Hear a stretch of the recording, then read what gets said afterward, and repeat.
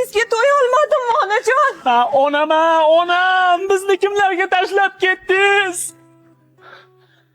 Onajon, Ha, tinchlikmi? Nima bo'ldi, bolalarim? Onajon, siz tirikasiz. Voy, bolalarim, sizlarga bugun o'laman degmidi? Oho, aya, har safar osh qilsangiz uyimizni mehmon bosadi-ya, ko'z tegmas. Hammamizga onam o'ldi deb telefon qilib tirjashini qarang buni. Shunaqa ham hazillashadimi? Seni deb reysimni atmay qilib keldim. Ishxonamdan ruxsat so'ramay keldim. Haydashsa, oilamni sen boqasan. ertaga magistraturaga imtihon topshirishim kerak edi. Hech bolaligingiz qolmadi-da, aka. Ha, meni bolaligim qolmagan. Sizlar katta odam bo'lib ketgansizlar. Opamga telefon qilsam, chetga safarim bor deydi. Akamga qilsam, mansabim oshyapti, ishim ko'p deydi.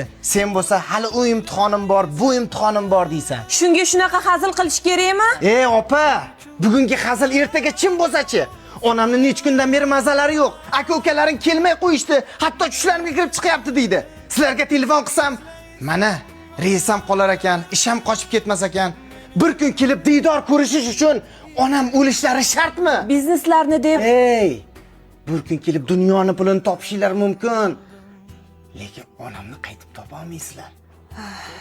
dunyoga berilib onamni qariganini bilmay qopmiz. Onalarga ular o'tgandan keyin tobutini ko'tarishga talashadigan qo'llar emas.